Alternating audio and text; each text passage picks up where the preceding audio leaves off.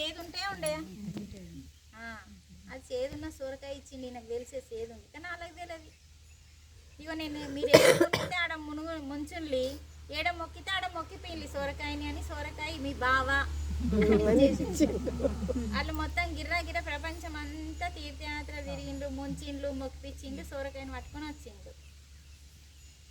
సొరకాయ ఏం చేయాలి బావ అంటే పప్పులు వేయమన్నా. ఎందుకంటే అప్పుడు తిరుపతి అంటే తీర్థయాత్రలు తిరిగేస్తే అమ్మ అన్నదానం చేయాలి, చెయ్యండి. తీర్థయాత్రలు తిరిగేస్తే ఏం చేయాలా, నీకు ఎంత మోతాదు ఉంటే అంత 10 మందికా 5 మందికా పసిపిల్లలకి పెట్టండి, లేదంటే పెద్దవాళ్ళకి పెట్టండి, లేవంటే మూగజీవులకు పెట్టండి, కానీ అన్నదానం చేయాలి. అందుకని అన్నదానం చేయాలి కాబట్టి రాజ్యమంతా పిలిచి భోజనాలు చేసిండు వాళ్ళు ఉన్నోళ్ళు కాబట్టి. అన్నం ఉంది, బుర్ర ఉంది, బుర్ర లేదు కానీ ధనం ఉంది వాళ్ళ దగ్గర. అప్పుడు ఏం చేసిండ్లు, ఆ పప్పులో వేసేయమన్నారు సొరకాయని. పప్పు అంతా సేదైపోయింది. ఇప్పుడు మన ఇంట్లో కూడా ములక్కాయలు సేదైతే మీరు పప్పులో వేయండి, అయితే నువ్వు గంగలో ముంచి తీసుకొని రా, సేదు పోతుందా? అందుకనే అందులో మునిగితే సేదు పోదు, ఈ గంగలో మునిగితే సేదు పోతుంది. అందుకనే సొరకాయని పప్పులు వేసిండ్రు, తిందామని స్టార్ట్ చేసిండ్రు, తిన్నారు, పప్పు అంతా సేదైపోయింది, తినడానికి పనికిరాలి. మళ్ళీ బావ దగ్గరికి పోయింది. అయ్యో దాని సేదు పోలేదా అన్నబట్టే. ఎవరు? కృష్ణుడు ఏం చెప్తుండే, అయ్యో దాని సేదు పోలేదా? ఏంది బావ సేదు అంటున్నావు అంటే, దానికి సేదు ఉండే నేను ఇచ్చినప్పుడు, మీరు గంగల మునిగిండ్లు, మీరు ముంచిండ్లు, మీరు మొక్కిండ్లు, దాన్ని మొక్కిపించిండ్లు, దాని చేదు అంటే దాని గుణం చేదు. సొరకాయ గుణం చేదు. తీర్థయాత్ర తిరిగితే పోతుంది అనుకున్నారు కదా, అప్పుడు నేను కూడా చేదు ఇచ్చిన పోలేదా అన్నాడు. అప్పుడు ధర్మరాజుకి అర్థమైంది, మనం తిరగాల్సింది తీర్థయాత్రలు కాదు, పోవడం తప్పు కాదు, పోతే ఏం చేయాలా, ఆగమాగం దారం కొంటావా, కుంకుమ కొంటావా, ఫోటో కొంటావా కాదు, ఏ శక్తి క్షేత్రాన్ని, అవి పుణ్యక్షేత్రాలు కాదు, మర్చిపోండి, చెప్పి నా బుర్ర వేడెక్కుతుంది కానీ మళ్ళీ పుణ్యక్షేత్రం అంటాం. అవి శక్తి క్షేత్రాలు, అవి స్వయంభుగా వెలిసినాయి. వెంకటేశ్వర స్వామి దగ్గర ఎందుకంత శక్తి ఉంది అంటే ఆయన దాని కింద ఉన్నాడు. కలియుగ దైవం ఎవరండి? కదా. మరి ఆయన మనకు ఆల్రెడీ ప్రాణంతో ఉన్నాడు. ఇడ ఆ యొక్క విగ్రహం కింద పత్రిజీ చెప్పిన రోజు అందరు వండర్ అయిపోయింది.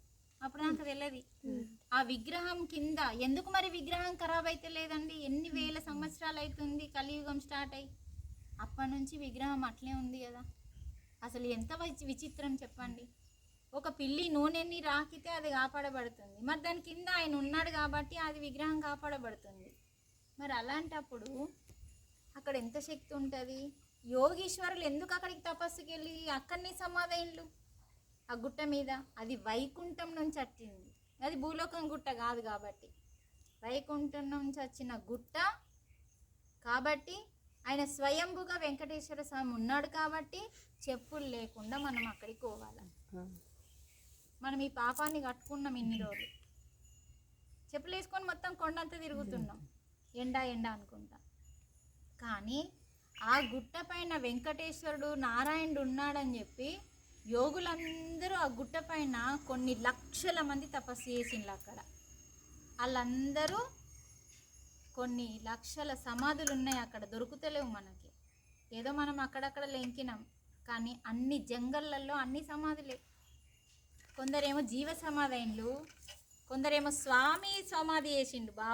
బావాజీని శ్రీకృష్ణుని మనం ఆలయం వెళ్ళినాం కదా, దాని పక్కకున్నది స్వయంభుగా జయ విజయులు తీసిన బొందలో, ఆ యొక్క లొందలో ఈ యొక్క బావాజీ అనే అతన్ని ప్రాణంతో ఉండంగా పరమాత్మ సమాధి చేసిండు. ఆయన కోరుకున్న వరం అది. అందుకని అక్కడ అంత శక్తి ఉంది.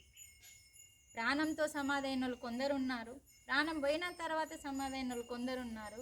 అందుకని ఆ కొండ సమాధులతో నిండి ఉన్న కొండ, అంత గొప్ప కొండ. సమాధి అంటే శవంని పెట్టిన సమాధి, అది యోగులది. యోగి అందులో ఉన్నాడు కానీ యోగి శక్తి బయటకు వస్తుందండి అక్కడికి వెళ్ళి. మన సమాధి దగ్గర ఏం రాదు, వాసన తప్ప. కానీ అది యోగుల సమాధులు కదమ్మా. ఆ యోగుల సమాధి దగ్గర మనం ధ్యానం చేస్తే ఆ శక్తి మనం తీసుకుంటాం. అందులో వీరబ్రహ్మం గారు కావచ్చు, మంత్రాలయం రాఘవేంద్ర కావచ్చు, అక్కడ కోకొల్లలు ఉన్నారు కొండ మీద. అందుకనే శక్తి క్షేత్రానికి వెళ్తున్నాం కాబట్టి శక్తిని తెచ్చుకోండి, వెళ్ళండి, శక్తిని తెచ్చుకోండి. కానీ మనం తీర్థయాత్ర తిరిగి శక్తి అంతా పోగొట్టుకొని వస్తున్నాం. గిర్ర గిర్ర తిరిగి మొత్తం ఊసగొట్టుకొని, పైసలు ఊసగొట్టుకొని, శక్తినంతా ఊసగొట్టుకొని నీరసంతో వస్తున్నాం. మేమైతే సంతోషంగా వచ్చినాం, నీరసంతో రాలే. మరి తిరుపతికి పోయి ఎన్ని కొనుక్కున్నాం, అన్ని చేసినాం, అన్ని కొనుక్కున్నాం, అన్ని సంతోషాలు చేసినాం, సేవ చేసినాం, ధ్యానం చేసినాం, అన్నీ చూసినాం. ఒక విచిత్రమైన చక్కటి యాత్ర జరిగింది మరి. అది శక్తి యాత్ర. అందుకని మీరు కూడా వెళ్తే అమ్మ ధ్యానం చేసుకొని అక్కడ యొక్క విశిష్టత తెలుసుకొని రావాలి. దొరకబట్టుకొని తెప్పించుకోవాలి మనకు తెలియకపోతే. ఓకేనా? ధ్యానంలో కూర్చుందాం ఇప్పుడు.